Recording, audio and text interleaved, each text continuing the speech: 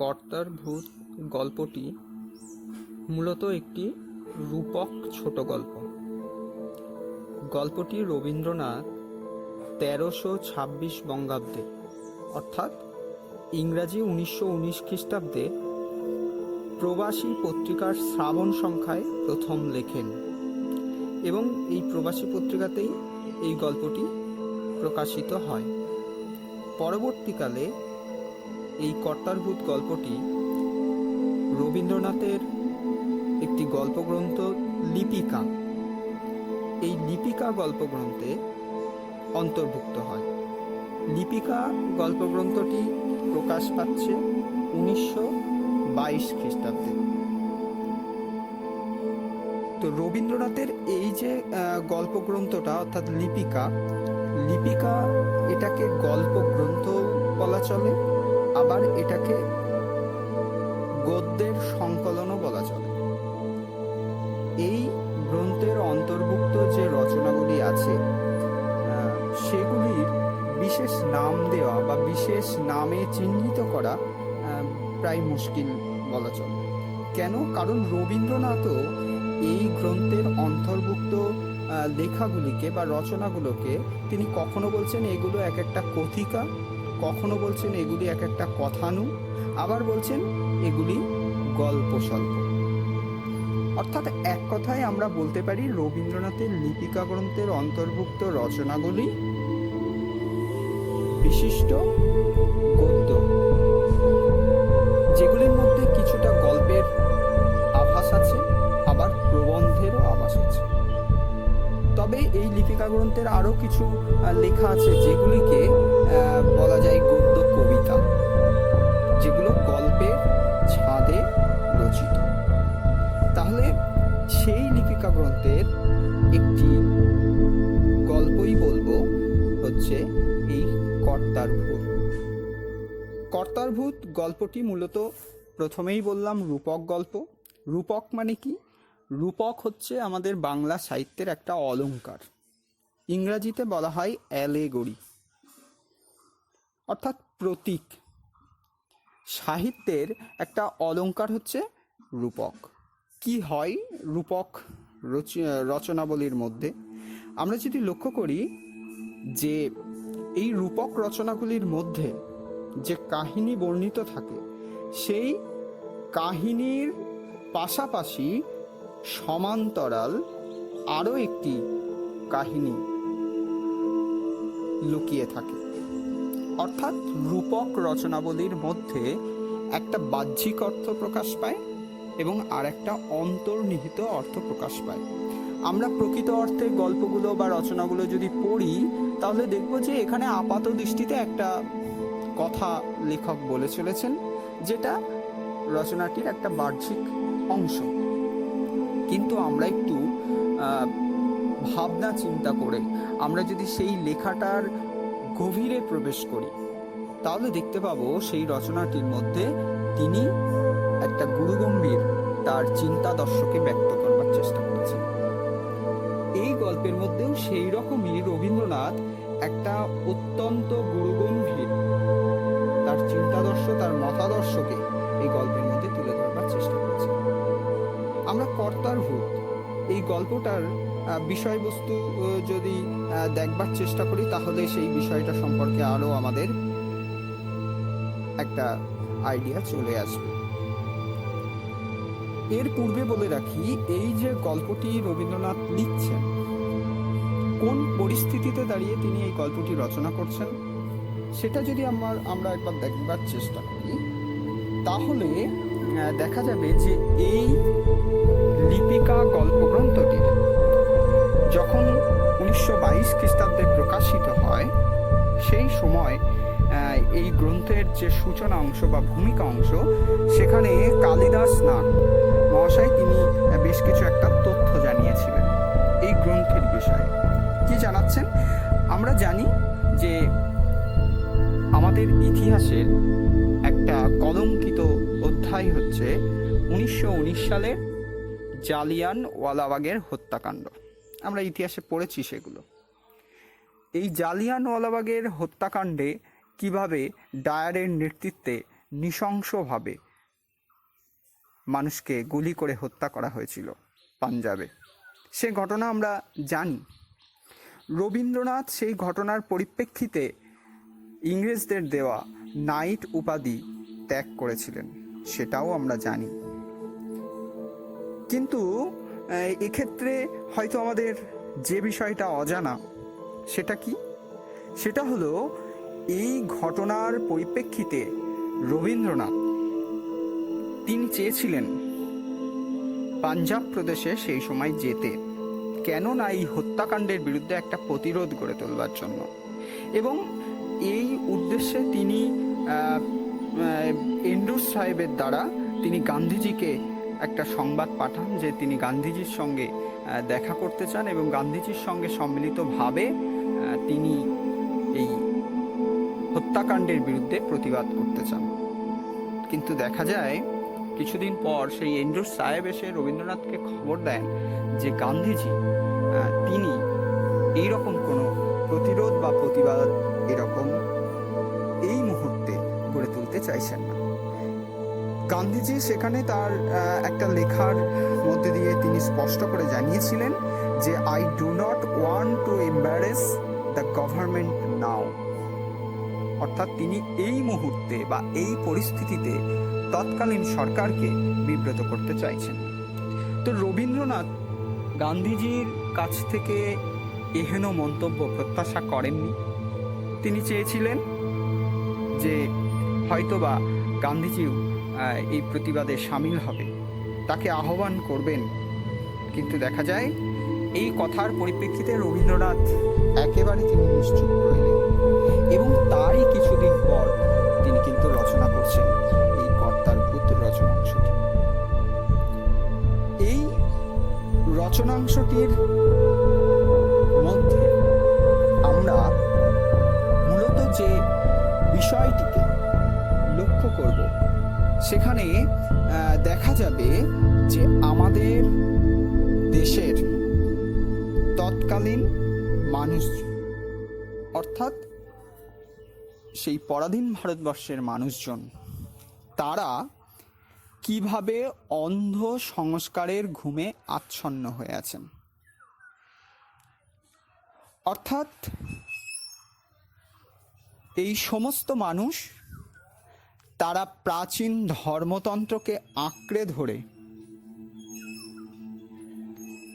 তারা বেঁচে থাকার রসদ যোগাচ্ছেন এবং এক প্রকার বলা চলে যে সমাজের যারা তৎকালীন সময়ের ধারক এবং বাহক, অর্থাৎ ওই ধর্মতন্ত্রের যারা হোতা, তারা কিন্তু চাইছে ভারতবাসীকে এই রকমই অন্ধ সংস্কারের ঘুমে আচ্ছন্ন রাখতে। তো রবীন্দ্রনাথ চাইছেন সেই ভারতবাসীকে এই অন্ধ সংস্কারের ঘুম থেকে জাগাতে, তিনি তাদের জাগরণ ঘটাতে চাইছেন। অর্থাৎ আমরা এই গল্পের শুরুতেই লক্ষ্য করব যে বুড়ো কর্তা বলে একজন ব্যক্তি যার মৃত্যু ঘটছে। আসলে তিনি বলতে চাইছেন এই বুড়ো কর্তা হচ্ছে আমাদের প্রাচীন সভ্যতার প্রাচীন ধর্মতন্ত্র, তার অবসান ঘটতে চলেছে। এই বুড়ো কর্তার মৃত্যুর মধ্যে দিয়ে তিনি সেই প্রাচীন ধর্মতন্ত্রের অবসানের কথা বলছেন। তো যে মুহূর্তে এই বুড়ো কর্তার মৃত্যু ঘটছে, দেখা যাচ্ছে যে তিনি চিন্তিত। কেন চিন্তিত? না এই দেশের মানুষজনকে তাহলে কে খেয়াল রাখবে, দেশের মানুষজনকে তাহলে পরিচালনা করবে কে? তো সেই মুহূর্তে দেখা যাচ্ছে যে আমাদের এই সমাজের প্রাচীন সভ্যতার যারা ধ্বজাধারী, তারা তৎকালীন সময়ের ভারতবাসীকে নিয়ন্ত্রিত করতে পারবে কিনা সেই কারণে চিন্তিত হয়ে পড়ছে। আমরা এই গল্পের মধ্যে সেই রকমই প্রাচীন ধর্মতন্ত্রের রক্ষক বুড়ো কর্তার পরিচয় গল্পের শুরুতেই পাব। অর্থাৎ কি না, প্রাচীন ধর্মতত্ত্বের যখন পঞ্চত্ব প্রাপ্তি ঘটছে, যখন মৃত্যু ঘটছে, তখন সেই সভ্যতার ধর্মতন্ত্র আমাদের দেশের মানুষজনের ঘাড়ে চেপে থাকুক, এটাই চাইছেন সেই বুড়ো কর্তা। অর্থাৎ কিনা তৎকালীন সময়ের আমরা যদি প্রত্যক্ষ করি, ভারতবর্ষ ব্যতীত ইউরোপের অন্যান্য দেশ তারা কিন্তু আধুনিক যুগের সঙ্গে তাল মিলিয়ে এগিয়ে চলেছে। তারা তাদের দেশের রথচক্রকে অগ্রগতির সোপানে উত্তীর্ণ করছে, আর আমাদের ভারতবর্ষ তখনও পর্যন্ত ঘুমিয়ে আছে। তাদের জাগরণ ঘটেনি, তারা অতীতমুখী, তারা প্রাচীন ধর্মতন্ত্রের রক্ষক, তারা সেই প্রাচীন ধর্মতন্ত্রকে আঁকড়ে ধরে জীবনকে অতিবাহিত করতে চাইছে। আর তাদের অগোচরে পৃথিবী এগিয়ে যাচ্ছে, পৃথিবীর অন্যান্য দেশ অগ্রগতি ঘটাচ্ছে।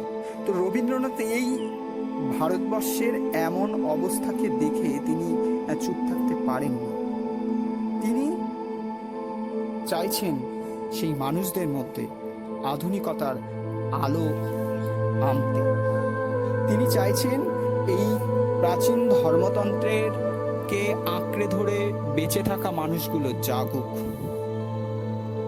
তো এই কারণেই তিনি এই গল্পের মধ্যে সেই রকমই সেই প্রাচীন ধর্মতন্ত্রের বিরুদ্ধে বলা চলে এক প্রকার প্রতিবাদ জানাচ্ছেন। আমরা এই গল্পের মধ্যে সেই বিষয়টা আপাত দৃষ্টিতে বুড়ো কর্তার গল্প এবং সেই সময়কালে বসবাসকারী মানুষের গল্প হিসাবে দেখব আপাত দৃষ্টিতে, কিন্তু তার মধ্যে লুকিয়ে আছে একটা বিরাট অন্তর্নিহিত দিক।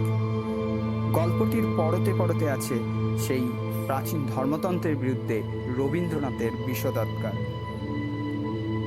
তিনি যেন তার প্রতিবাদ জানাচ্ছেন তার প্রত্যেকটি লাইনের মধ্যে। আমরা এই গল্পটির মধ্যে দেখতে পাবো যে কিভাবে আমাদের এই সমাজের তৎকালীন সময়ের যারা রক্ষক তথা ব্রাহ্মণ্য সম্প্রদায়, তারা কিভাবে দেশবাসীকে অন্ধকারে আচ্ছন্ন রাখতে চাইছে। তারা চাইছে দেশশুদ্ধ সমস্ত লোক ভূতগ্রস্ত হয়ে চোখ বুজে চলুক, অর্থাৎ এই ধর্মতন্ত্রের আওতায় থাকি সমস্ত দেশবাসী তারা নিজেদের বিচার বুদ্ধি সমস্ত কিছুকে জলাঞ্জলি দিয়ে ওই ধর্মতন্ত্রকে অন্ধ সংস্কারকে আঁকড়ে ধরে বেঁচে থাকুক। এবং শুধু তাই নয়, দেশের সেই সময়কালের যারা তত্ত্বজ্ঞানী ব্যক্তিরা, যারা সমাজের শিরোমণি চূড়ামণি, তারা কি বলছে, তারা বলতে চাইছে যে সমস্ত মানুষ দেশের মানুষেরা ভবিষ্যৎকে ভাবতে চায়, যারা নিজেদের পরিবর্তন ঘটাতে চায়, তারাই হচ্ছে সমাজের অসুচি ব্যক্তি। আর যারা নির্বিচারে এই সংস্কারকে আঁকড়ে ধরে বেঁচে থাকতে চায়, তারাই হচ্ছে সমাজের সূচি তাদের দৃষ্টিতে। এবং শুধু তাই নয়, তারা বলছে এই যে আমাদের চলন, অর্থাৎ যে চলন সবচাইতে আদিম চলন, জগতের সবচাইতে আদিম চলন, অর্থাৎ কি, এই পৃথিবী যখন সৃষ্টি হয়েছিল, এই পৃথিবীতে যখন প্রাণের সৃষ্টি হয়েছিল, সেই চক্ষুহীন কীটাণুরা যেমনভাবে তাদের ভাগ্য বা অদৃষ্টের চালে চলতো, আমাদের দেশের মানুষজনরাও সেই কীটাণুর মতো, সেই চক্ষুহীন কীটাণুর মতো। কিন্তু আমাদের ভারতবর্ষের মানুষেরা চক্ষুহীন ঠিক নয়, আসলে চোখ থাকতেও তারা অন্ধ। সেই বিষয়টাকে বোঝাতে চাইছেন, তারা সেই চক্ষুহীন কীটাণুর মতোই তারা কিন্তু অদৃষ্টের চালে চলছে। তাদের ভাগ্যকে তারা সঁপে দিয়েছে সেই অদৃষ্টের হাতে। কিন্তু তত্ত্বজ্ঞানীদের মতে এই চলাই নাকি সবচাইতে শ্রেষ্ঠ চলা। তো তত্ত্বজ্ঞানীদের মুখ থেকে এই সমস্ত কথাবার্তা শুনে ভূতগ্রস্ত মানুষজনরা কিন্তু তারা একটা আদিম আভিজাত্য অনুভব করে, যে আমরা আমাদের দেশের ঐতিহ্যকে বহন করে নিয়ে চলেছি। অর্থাৎ তাদের মধ্যে একটা গর্ব, একটা অহংকার, কিন্তু তারা কখনো ভাবে না যে আমরা কি বয়ে নিয়ে চলেছি। আমরা অতীতকে বয়ে নিয়ে চলেছি, আমাদের জীবনে আধুনিকতার কোনো ছোঁয়া নেই। অর্থাৎ এই দেশের মানুষজনরা তারা একটা বৃত্তের মধ্যে আবদ্ধ। যেমন ভাবে একটা ভেড়া বা গরুকে যদি খোঁটার সাথে বেঁধে রাখা হয়, তার দড়িটা যতদূর লম্বা,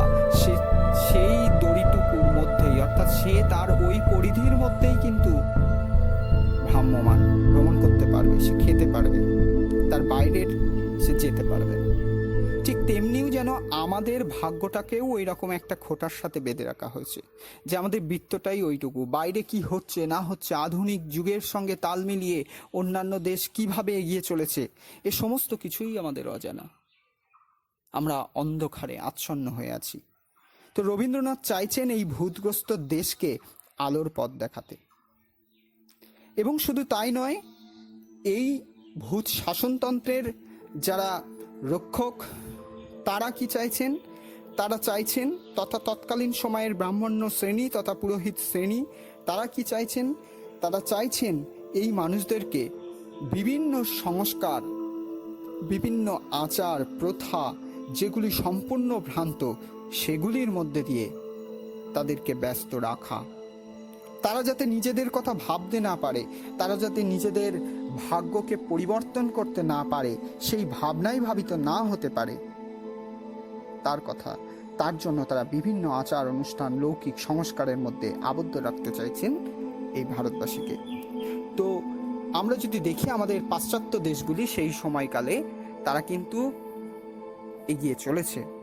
রবীন্দ্রনাথ সে কথাই এখানে বলছেন, তার একাধিক প্রবন্ধের মধ্যেও তার উল্লেখ আছে। তার বিখ্যাত একটা প্রবন্ধ কর্তার ইচ্ছাই কর্ম, সেখানে তিনি বলছেন যে আমরা যদি দেখি আমাদের সেই সর্বাঙ্গ সম্পন্ন প্রাচীন সভ্যতা যা মৃত্যু ঘটেছে, পঞ্চত্ব প্রাপ্ত হয়েছে, আর আমাদের সমাজ সেই পঞ্চত্ব প্রাপ্ত ঘটা প্রাচীন ধর্মতন্ত্রকে আঁকড়ে ধরেই বেঁচে আছে।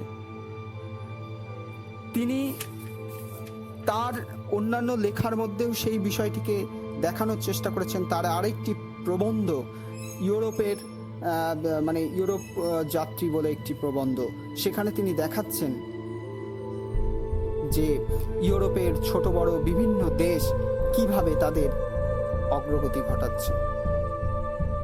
তো তিনি চাইছেন এই দেশেরও অগ্রগতি ঘটাতে, কিন্তু প্রতি পদক্ষেপে আমাদের দেশের মানুষজনরা কিভাবে এই প্রাচীন ধর্মতন্ত্রের রক্ষকের দ্বারা পরিচালিত হচ্ছে তার কথা তিনি এই প্রবন্ধের মধ্যে তুলে ধরবার চেষ্টা করেছেন। অর্থাৎ কি তিনি বলতে চাইছেন, ধর্ম বলে আমরা যদি জীবকে ধর্মের পথে যে কথাবার্তা সেটা যদি আমরা দেখি তাহলে দেখব তিনি দেখাতে চাইছেন যে ধর্ম কি বলে, ধর্ম বলে জীবকে নিরর্থক কষ্ট দেয় যে সে হচ্ছে আত্মাকেই হনন করছে। কিন্তু ধর্মতন্ত্র কি বলে, ধর্মতন্ত্র বলে যে যত কষ্টই হোক না কেন এই প্রাচীন প্রথাকে, এই সংস্কারগুলোকে মেনে চলতে হবে, আর যদি সেগুলো না মেনে চলি তাহলেই পাপ হবে। এই হচ্ছে ধর্মতন্ত্রের মধ্যে তফাৎ। ধর্ম কিন্তু মানুষকে আবদ্ধ করতে শেখায়, মৈত্রী শেখায়, ঐক্য হতে শেখায়, কিন্তু ধর্মতন্ত্র মানুষের মধ্যে বিভেদের সৃষ্টি করে। তো এখানে সেই প্রাচীন ধর্মতন্ত্রের কথা রবীন্দ্রনাথ বলছেন, ধর্মীয় সংস্কার থেকে কিভাবে বেরিয়ে আসতে পারে মানুষ তার কথা বলছেন এই গল্পের মধ্যে।